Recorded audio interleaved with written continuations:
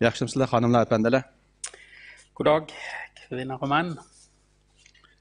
Men Qozog'istonlik 8 oy azobli erlar lagerida kashmishlarni boshdan kechirgan va ko'rgan Umar Bekali.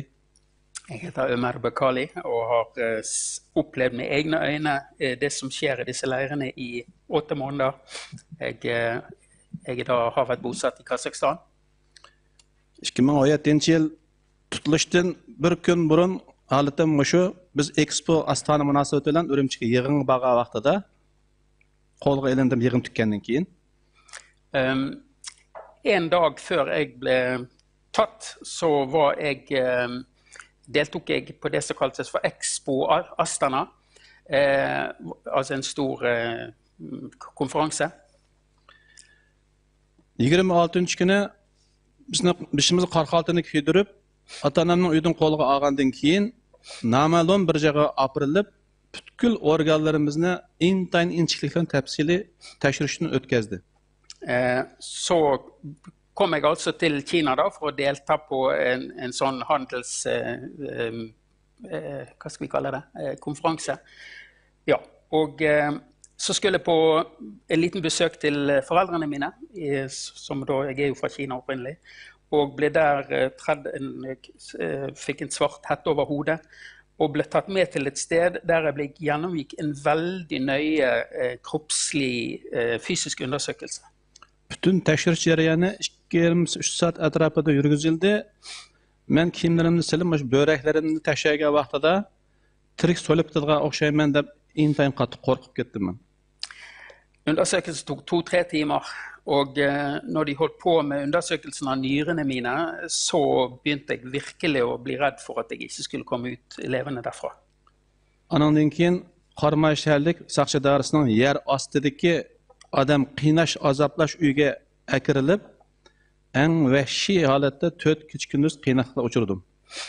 Og så ble jeg tatt ned i underetasjen på politistasjonen i byen Karamay, og gjennomgikk 4 dagers forferdelig tortur. Sizlar men depasam ishonmasinglar mumkin, simdan to'qilgan qamchi bilan sim qamcha urib qiynaydi. Sim qamchi bilan birinchi. Dere vil kanskje ikke tro noe av det de gjorde. Første det var da å ta en elektrisk ledning og bli slått med den. Tokkaltek. Og så elektrisk batong, elektriske støt. Rezingekaltek. Gummibatong. Endi saqlar kaltektop o'ynaydigan ishlatgan kaltek. Yog'och kaltek. Og så en vanlig trekølle. Bütün sizning shu go'shtlik a'zolaringizga eng vahshiy usulda adam bedenini og'riqni sezmaydigan holat bo'lib ketguncha qiynaydi. Organlar ziyon zahmatga uchirmagan holatda. Så det de gjorde da, de går løs på alle på en måte kjøttfulle deler av kroppen din, banker deg så du blir totalt livløs omtrent, uten da å slå der dine vitale organer ligger. Amburlar bilan tırnaqlaringizni yulg'anga titrishida amburlarni qisib turib qiynaydi. Så tar de tang på neglene dine og drar ut neglene dine. Tırnaqning ichiga yengni sanjiydi. De stikker nåler inn under neglene dine.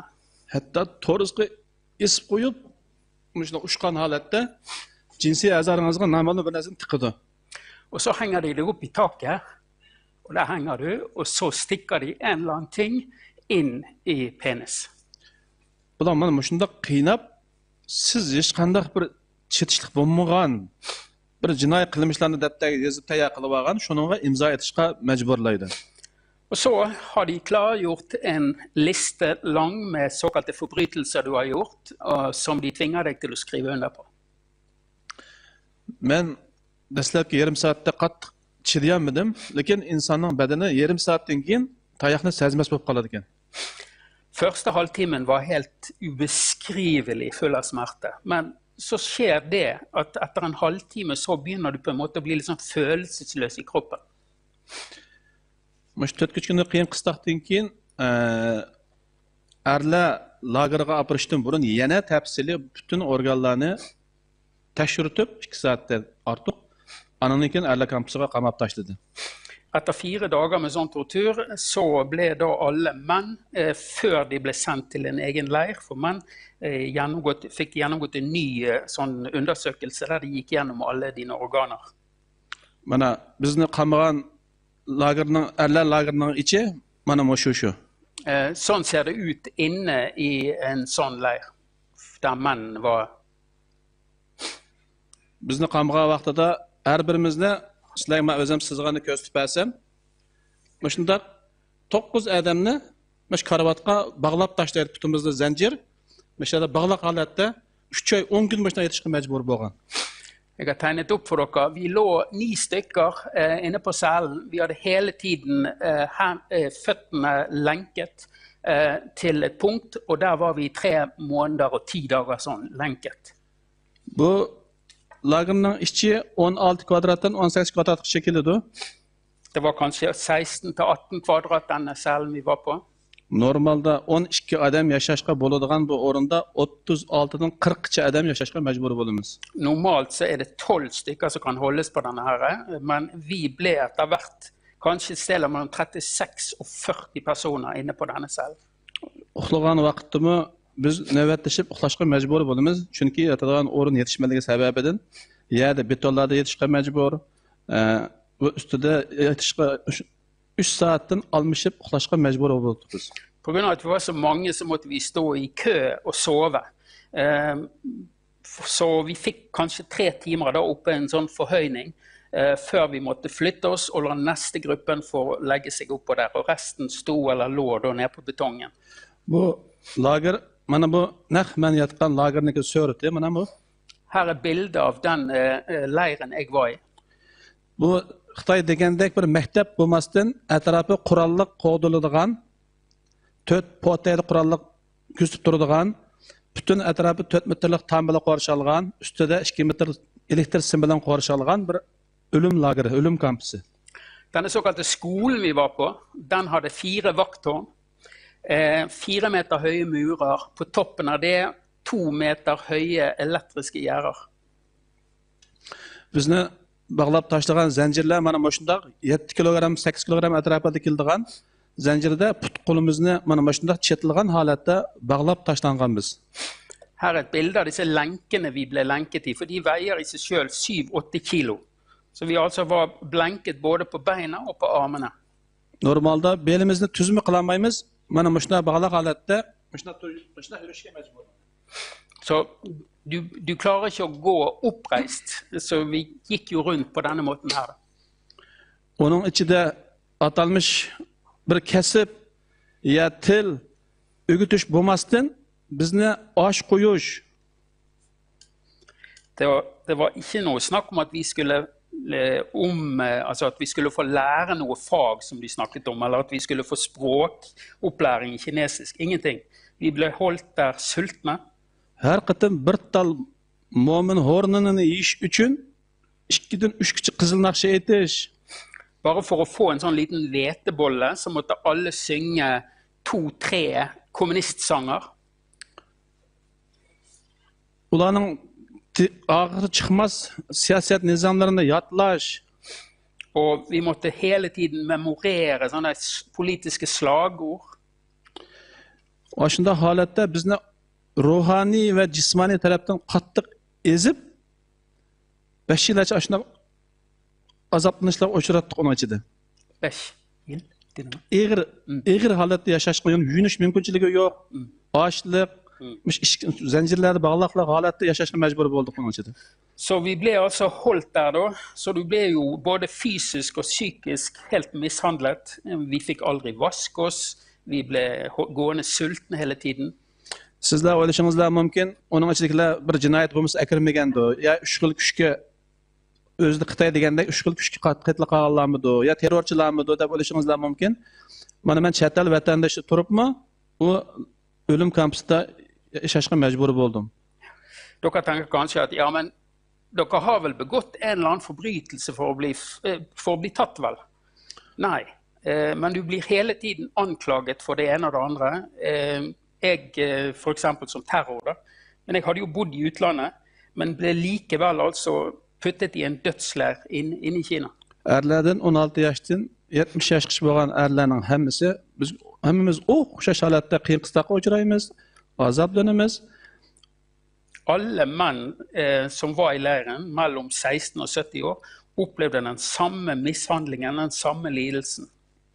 Men birga yashagan insonlar kampning ichida Ataullah advokat. En av de som var i leiren med meg, Ataullah, han var advokat. Bir o'qituvchi Tahir muallim. Det var en lærer, Tahir. Hatta bir cho'ng tijoratchi va 10-20 million kuch yetadigan Ablajon Avud. Og det var en veldig rik handelsmann, sikkert god for 10-20 millioner, Ablajon. Hatta Qarmayda hukumat o'rinlarida ishlaydigan cho'ng boshliqlar Ablimit deydigan. Til og med en stor leder i det offentlige systemet, Ablimit, han var også arrestert. Biz hammamiz kasbiy va bilmiy saviyamiz bor eng ilg'or insonlarni jamiyatdagi eng ko'zga ko'ringan boylar, ziyolilar, o'qituvchilar, advokatlar, mushundaq insonlar uning ichida biz majburiy qamilib yashashga majbur bo'ldik uning ichida. Så de som var tatt her, det var folk med høy utdannelse, masse kunnskap, intellektuelle, advokater, folk i forretningslivet. Alle typer mennesker var tatt. Men oxiri ayolimniki Qozog'istonda sirtqi ishlar ministrligi yozgan arzi bilan va mediaga bergan mening gunohsiz qamalganligim to'g'risida bergan guvohliklarning ta'sir kuchi bilan u yerdan hayot qutulib chiqarladim. Grunnen til at jeg kom ut i livet, det var jo det at min kone befant seg i Kazakhstan. Hun kontaktet Kazakhstansk utenriksdepartement, de kontaktet media internasjonalt, og klarte til slutt å få meg ut, og det var bevis for at jeg var en helt uskyldig person. Mening dadam pensiyaga chiqqan bir inson shu lagerdagi masalalarni, o'lim kampusini masalalarini men dunyoga yayganligim uchun 2018 yıl 9. ayının 16. günü şu ölüm kampusida şehit qilindi, o'ltirib tashlandi. Min far, på grunn av at jeg gikk ut åpent og fortalte om det jeg hadde opplevd, så ble min far da, som altså var i Kina, satt i leir i september 2018 og døde der. Mening ümidim Norvegiya hukumatining Xitoyga bo'lgan har qanday bir iqtisodiy munosabatlarda nihoyatda diqqat qilishini, ularniki aldamchilik siyosatlarga olinib ketmasligini umid qilaman. Bundan keyingi Yevropa parlamentlarida adolat uchun Sharqistondagi bir Uyg'ur xalqining bir normal odamdek yashashi uchun haq maydonda turib berishini chin dilimda umid qilaman. Så jeg håper virkelig at norske myndigheter vil være veldig observant fremover når det gjelder sin økonomiske politikk overfor Kina, økonomiske forbindelser med Kina, ikke la seg lure av det falskneriet som skjer fra Kinas side. Håper også at EU-parlamentet vil jobbe for at vi får leve som vanlige mennesker og oppleve rettferdighet.